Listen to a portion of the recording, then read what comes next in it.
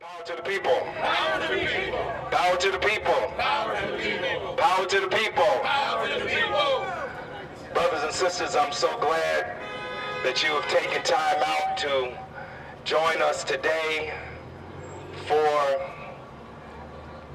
our commemoration of the 50th anniversary of the 1967 Newark Rebellion. We do not say riot, we say rebellion. Say it, rebellion. Rebellion. Newark. Rebellion. Newark. Rebellion. Newark. Rebellion. Newark. Rebellion. We say rebellion because it was a collective response to collective oppression. It was not a disturbance that occurred after a football game or a basketball game or a result of some personal fight, dispute between individuals. It was a collective response to the years of oppression that people experienced here in this city and across the country. We say it was a rebellion because there were many of them. Between 1960 and 1971, there were more than 1,000 urban civil disturbances in the United States. Many people don't know that. In the years 1967 and 1968, there were 384 urban uprisings in 298 cities. Many people don't know that. In fact, the popular narrative of the 60s, especially when talking about black people in this country, talks mostly about the civil rights movement. But the locus, the major activities of the civil rights movement took place in the South. And if you only focus on the activities of the South, you only focus on the resistance in the South, then you are not telling the whole story of the 1960s. The resistance, black people's resistance, was all over the United States. And in different regions of the country, people resisted in different ways. Most of the time, people were engaged in protests. But there were times when people just couldn't take it anymore. And while none of us would support certain kinds of activities, to say that there shouldn't have been rebellions, Pam, would be like saying there shouldn't be a hurricane, or there shouldn't be a tornado, or there shouldn't be a storm. We don't like hurricanes and tornadoes and storms, but they're part of nature. And the uprisings of the 1960s were a natural response to what people were experiencing in this country. In fact, you can't talk about the uprising of 1967 in Newark, New Jersey, without putting it in the context of black people's struggle for freedom in this country from the time they brought us here in chains. You can't do it. You have to put it in that context. Why we were brought here, how we were brought here, and what happened to us after we were brought here has everything to do with how we lived in these cities.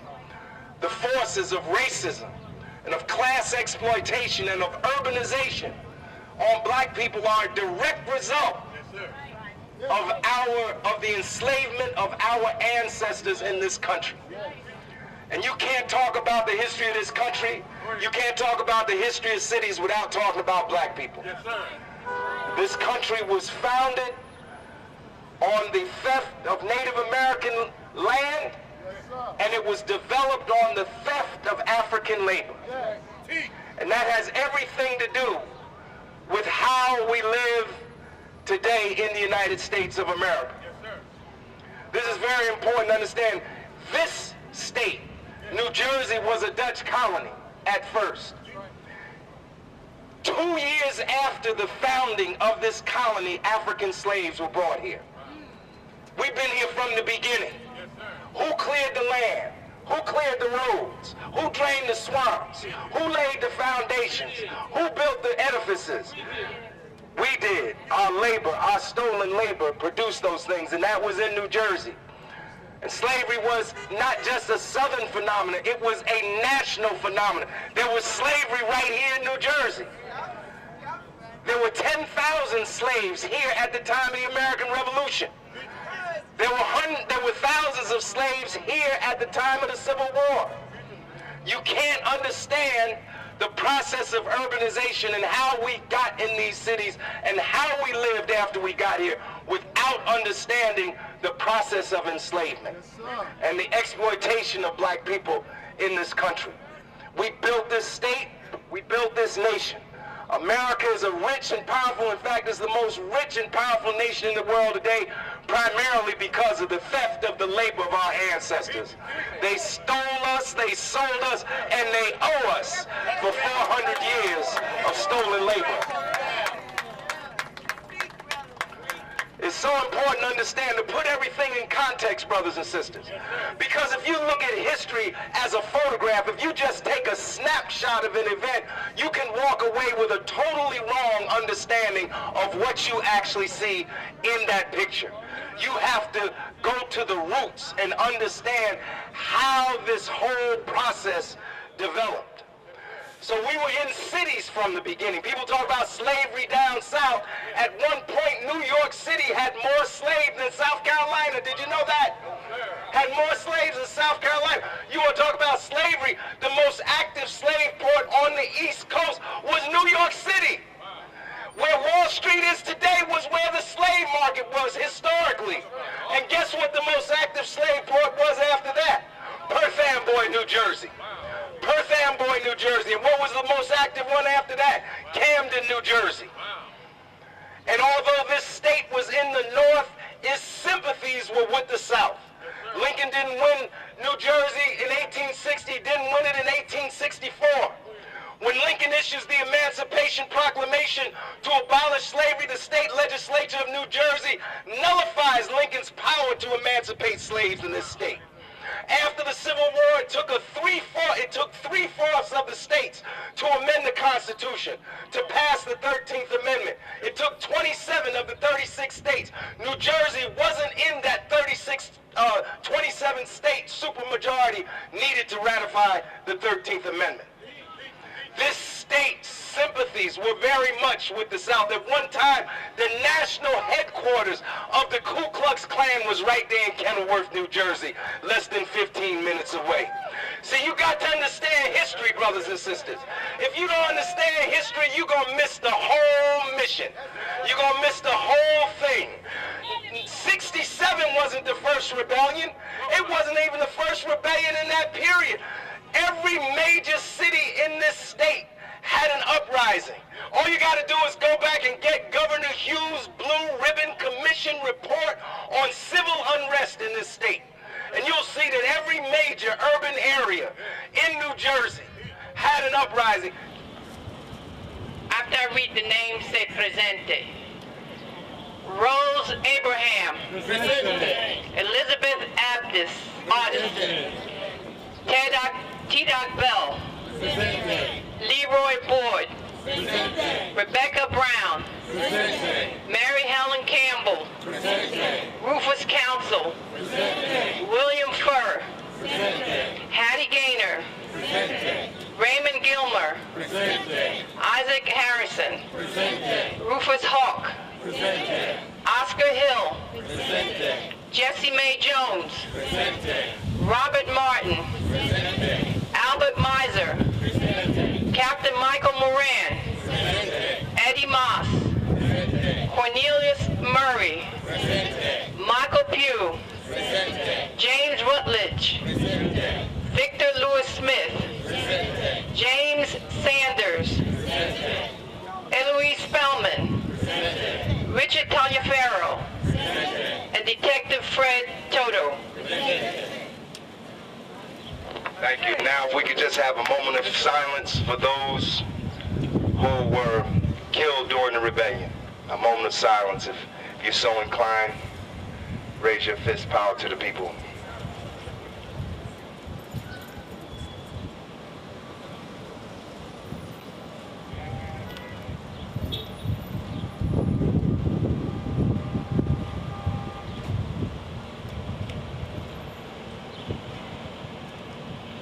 you. We're going to hear from the family members of folks who are on this monument. Then we're going to march over to the police station. If there are family members of any of the people who are on the monument, if y'all would come close. And the first person I'm going to call is the first person I saw, the first family member I saw here today is Kimberly Spellman.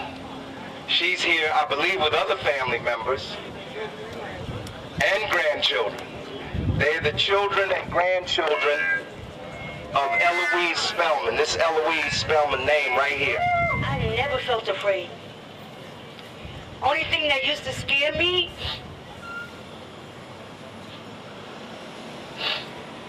were the police. It used to bother me, and not even bother me, but it made me question why would they send out 3,000 National Guards, 300 state troopers, because they said the regular police could not handle the crowd. They constantly say rebellion is not it. It was a rebellion. It was never a riot. It was a rebellion. The people rebelled against what was going on. I was a little young. I was what, 3, 4? How old was I, sister? So they remember more than I do. But the things that I do remember from that day, when they took us out the apartment, it's embedded in my head, y'all. It hurts every day. Every day. They took all of us out the apartment. They treated us like nothing. They forgot about the children. My mom was bleeding. My mom was shot from the waist up. Let me break it down, because they ain't going to break it down to you in this autopsy reports, in the ballistic reports, and the homicide reports. She was shot 12 times from the waist up. The bullet that perforated her neck, she bled out. Ambulance, you could forget about that. There was no ambulances able to get past the tanks and past the police. It was martial law. The ambulances didn't get to our building for a good hour, right? People were dying. I want to say 2 more things, and I'm not going to hold y'all. I'm sorry.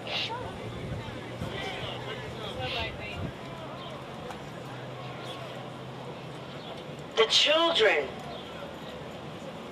and the elders, I want y'all to listen to me, and all y'all in the middle. There was never a sniper. The snipers were the National Guard shooting at the state troopers troopers shooting at the National Guard shooting at the police shooting at the state troopers. There was no sniper. Go on YouTube. Some of you young adults, young people, y'all go on YouTube. There's a radio audio, no visual. Y'all gonna have to listen. It relates all the police calls throughout the riots. And the one thing I remember hearing them say over and over and over, because I listened to it periodically throughout the years, there is no sniper. The police kept telling the police, there's no sniper. What are y'all doing? Hold your fire. Hold your fire. There's no snipers. There's no snipers. The National Guards are on top of the roof.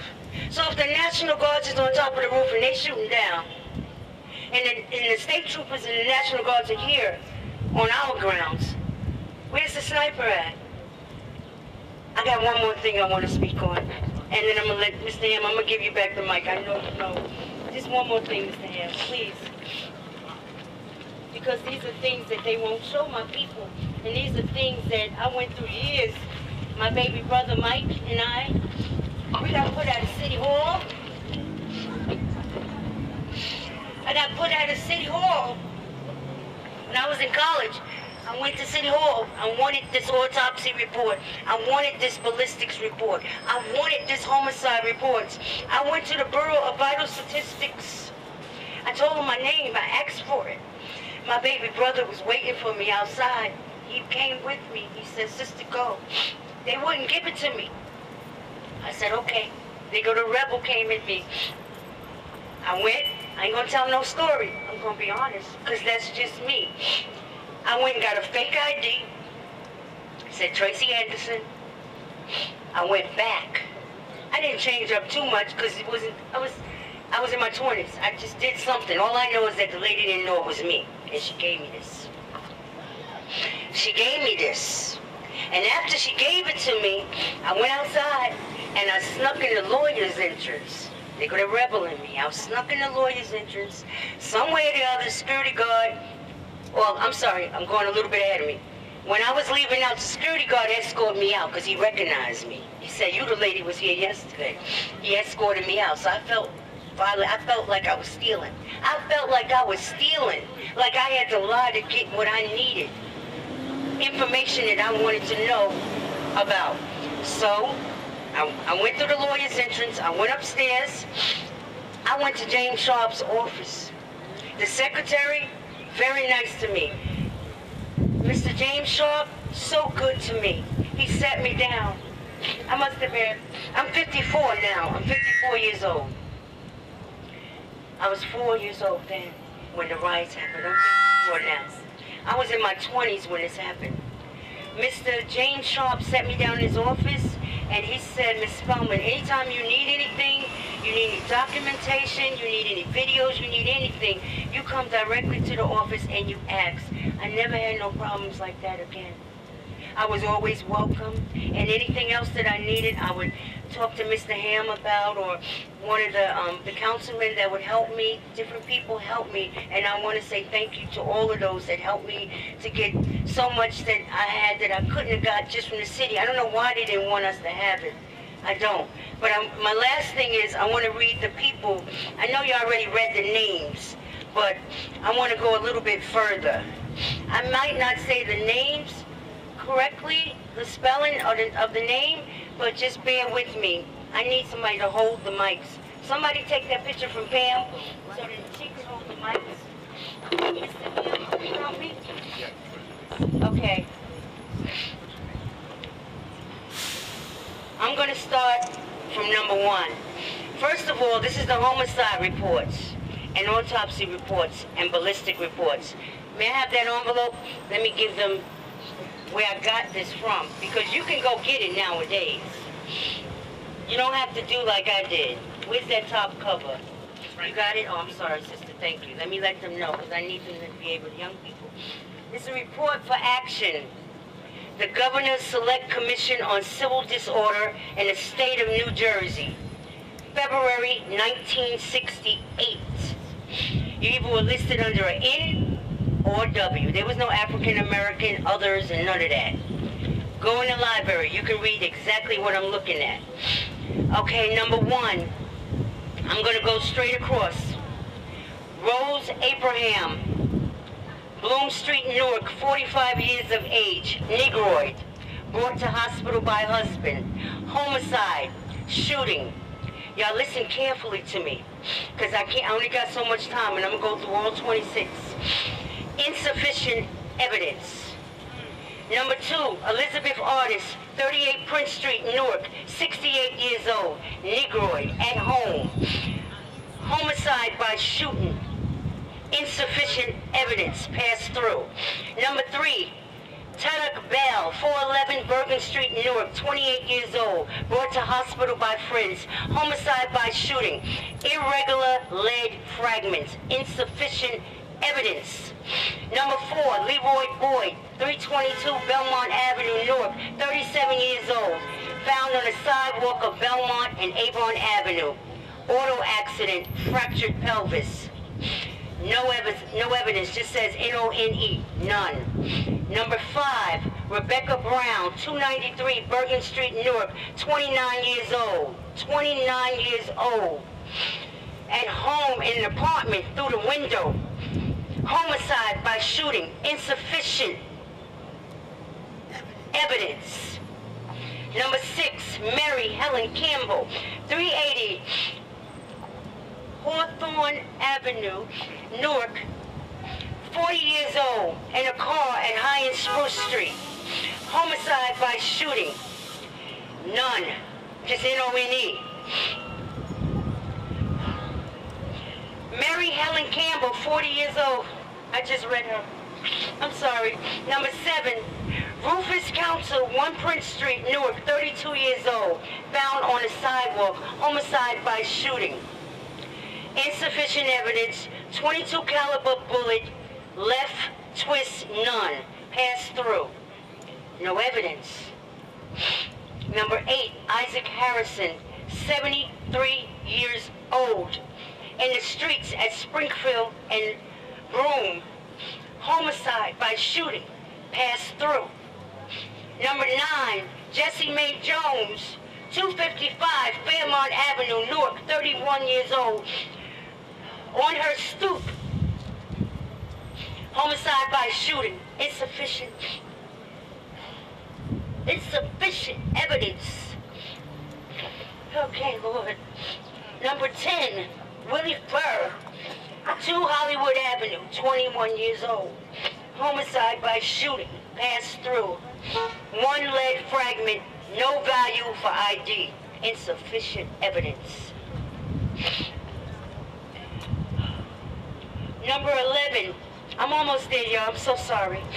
Hattie Gaynor, 302 Huntington Street, Newark, in her apartment, homicide, insufficient evidence. Number 12, Raymond Gilmore, 355 Ferry Street, Newark, 20 years old, insufficient evidence. Number 12, Raymond Gilmore, 355 Ferry Street, Newark, homicide in the streets, insufficient evidence. I don't have to go to the other paper.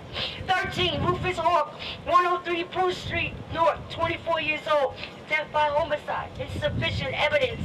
Number 14, Oscar Hill, 497 Belmont Street, Newark, 50 years old, homicide by shooting, bullet passed through, insufficient evidence.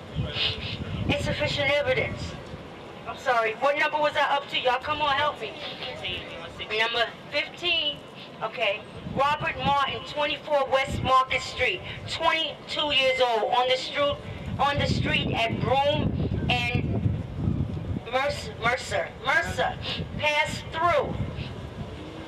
Number 16, Albert Mercier, I've heard their name and their family, I've met some of their family. 240 Livingston Street, Newark, passenger in car at Hawthorne near Belmont. Insufficient evidence, passed through.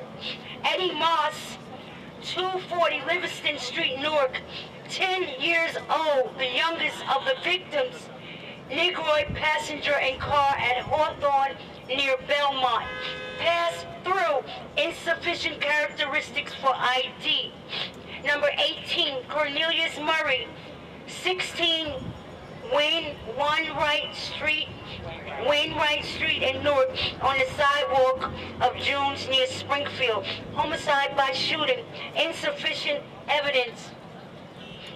Number 19, Victor Lewis Smith, 32 Barclay Street, Newark, 22 years old, in a hallway at 26 Edmond Place. They say he died from an overdose. And it still says insufficient evidence. Okay, what number am I on? Y'all help me. Number 20, Michael Pugh, 340 15th Avenue, Newark, 12 years old, on the sidewalk in front of his home. Insufficient evidence, homicide by shooting, shotguns. These are all shotguns. Number 21, James Rutledge, 171 Lehigh Avenue, Newark, 19 years old, inside of Joe Ray Tavern, Bergen and Custer. It says 38 caliber bullets, 2 of the 5 bullets, insufficient characteristics for ID, 3 bullets with the rifling of 5 lands, 5 groves, right twist, passed through, insufficient evidence.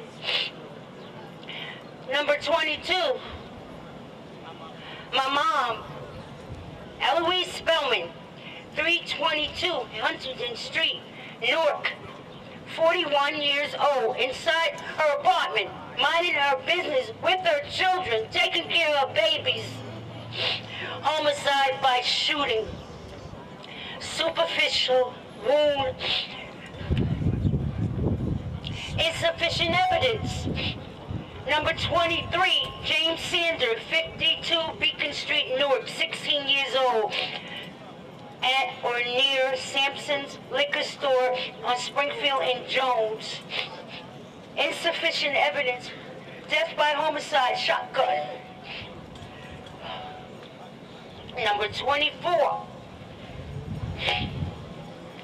Richard Taliaferro, 124 North 7th Street, 100-11th Avenue, 25 years old, leaving the store at South 8th Street and 11th Street. Homicide by shotgun, insufficient evidence. Number 25, Detective Fred Tutu, 58 Smith Street, Newark, 33 years old, white male, Broome and Mercer Street. Evidence. Evidence. Evidence. 22 caliber lead, nose portion, bullet recovered. Bullet recovered. The only bullet was recovered. Bullet recovered. Say it again, baby girl. Bullet recovered. Say it again, baby girl. Bullet recovered. Number 26, Fireman Captain Michael Moran, 66 Eastern Parkway, Newark, 41 years old, white male, at scene of a fire, Central and South 7th Street. Homicide by shooting, bullet wound, left flask, metallic bullet. Evidence recovered. 30/06 rifle bullet recovered. Not valid. Casting was not recovered. Thank you.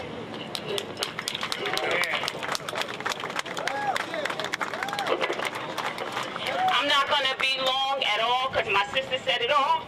But I want everybody to know that time don't heal all wounds.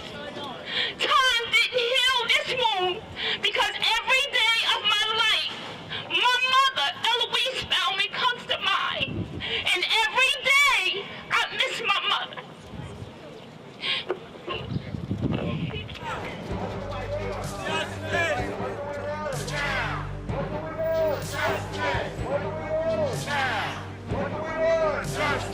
When do we want it? We want. When do we want it? What do we want? When do we want it? No justice. No justice.